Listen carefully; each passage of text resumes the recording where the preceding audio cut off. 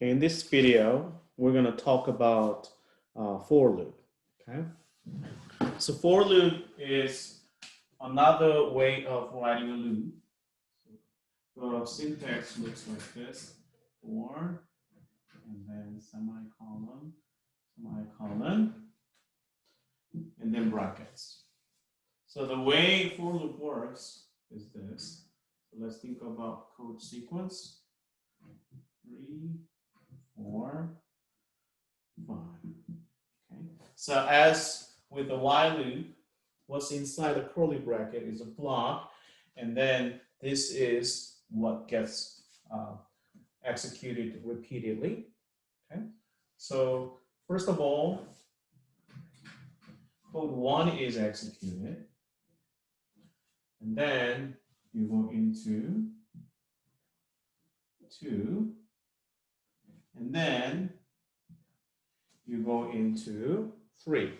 And this is basically something that's in the parentheses of the while loop. So it's a Boolean condition.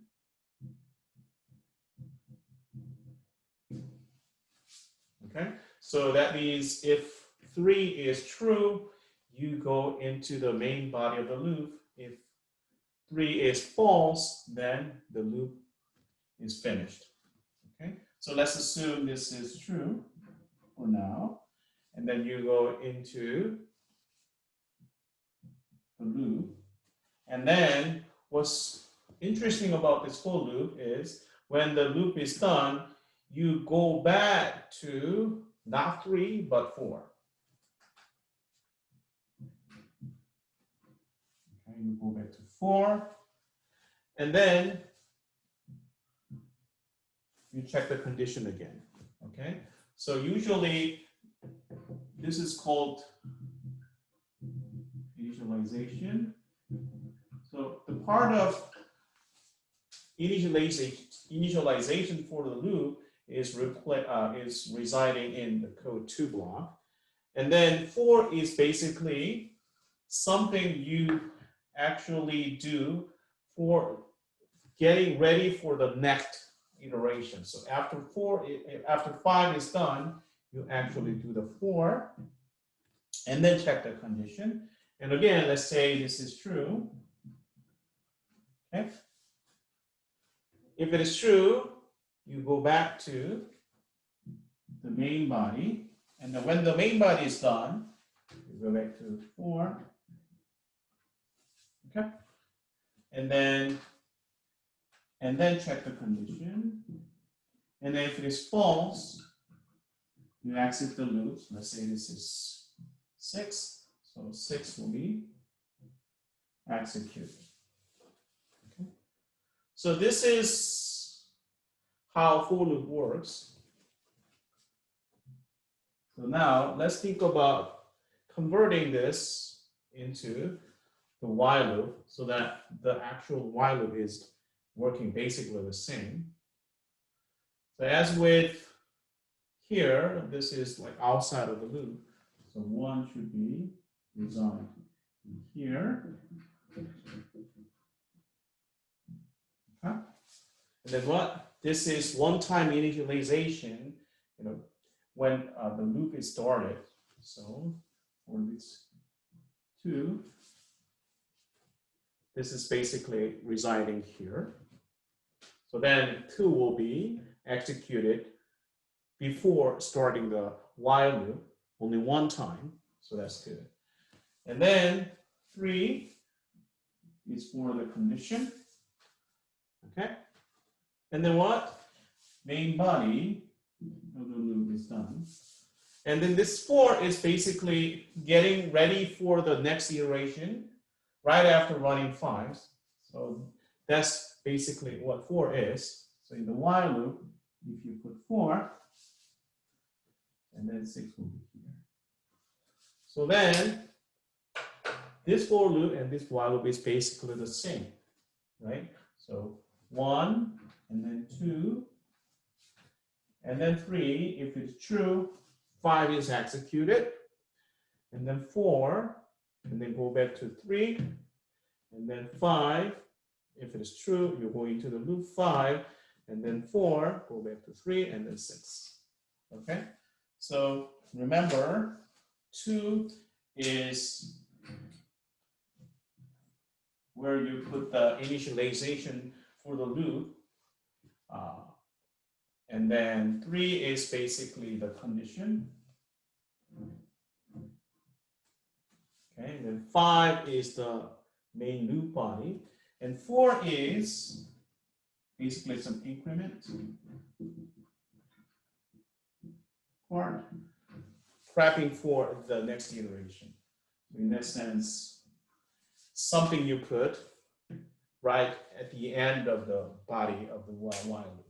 But if somehow this is maintaining the loop structure, in a sense, semantically or conceptually, it's easier to look at in the for loop. Okay?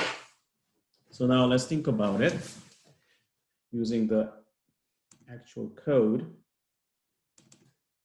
Okay, now let's think about, let's say this is for.c. This program is really simple program. Basically, what am I going to do? It's basically taking some integer, let's say asking how many, okay? And then user types in some integer, specifying how many. And then the program is basically printing out hello this n times, okay? So the idea is having some counter starting with 0 up to n-1. Okay, that's what I'm going to do. So in the for loop, you start with integer variable with 0, okay? And then when do you want to keep running this iteration? Well, I is up to n-1. That means as long as I is less than n, you keep running this loop. And then at the end of each iteration of the loop, you increment this counter I so that you can correctly track down the value I. Remember, I plus 1 is the same as this. Okay. Or another way to say that is this. So remember, I plus plus or plus plus I is also the same. Okay, so it might be handy. So I plus plus is basically the same as I is assigned to I plus 1 or add 1 to I, something like that. And then as I said, it's a simple program. So that puts hello.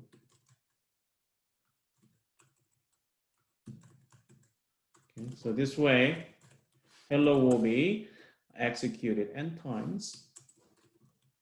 Okay. CC, C, and how many? Let's say 5 times. And then you see hello is printed out 5 times. Of course, you can use a while loop. Okay, so while.c. Okay, I'll just copy and paste the content of for.c. So this is for.c. The way you do that is this is taken out of the while loop. Right? That's good. And then you keep the condition inside the parentheses of the while loop. And then this I plus 1 will be basically locating the last part of the loop body of the while loop. Okay, so it's basically the same. Now compute, let's compile while.c. Okay. And then, so let's, yeah. let's make sure this is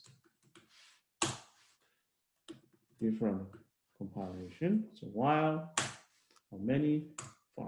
So it basically works the same. So it's up to you whether you love while loop or not, or you love for loop. It's basically, in a sense, a matter of preference. So you can just stick to while loop. But in a sense, sometimes using for loop improve the readability, because if you look at just like this line, you will see basically the loop is repeated n times. Okay, so somehow this is really somehow convenient to read the bookkeeping part of the loop in a sense. So if you're pretty sure, like if you're pretty sure like, that you're running n times of the loop, then probably this is easier way to do that. While loop has to, use 3 lines, different lines, but this is really, written all the things about the loop in one line. So it's easier to read. It's easier to understand like what like conceptually what the code is doing. So sometimes it's better in a sense to use for loop in terms of readability. Okay, and then what I want to talk about the scope is this. So now you can actually create a variable in the initialization part, and that works. If you actually declare this variable I, that is having a scope up to here. Okay, so this I belongs to this for loop block. Okay, what does that mean? This I, and then if you create another I, is a different one. Of course, this I has a scope here, and this I has a scope here. So if you actually print out I, okay, I here, and then it will be printing out which value? This I. Okay. Okay. Let's check it out. Okay, so how many? And then -1, which is this one, is visible in here right now. Okay, so in a sense, that's actually convenient. You can actually copy the same thing here. Okay, and this I is basically internal only. That means outside. It's not like visible outside. So you can keep actually declaring the same I again and again inside a for loop. So that's basically one good thing. Just like if you just repeat n times, just like copy and paste this. Okay. Hello, hello, hello. Okay. Okay. And if you compile that, sorry. If you compile that, hello, hello, hello, hello, war. Okay. So let's think about the calculator we talked about. Okay, this is while loop. So as a practice, let's think about how to replace this into using for loop, just for fun. Okay, cal2, let's see. So let me just copy and paste the content of the while loop. Okay, so this is really, check the loop management is basically using this op. So it's good to think about op. Initialization of the op is basically the first part of the for loop, and this is the loop condition. And that the last one is basically, what's you need to do right before like moving to the next iteration of the loop. So basically, if you just do for, and then you copy this. Okay. Let's do some formatting. and then this. Okay.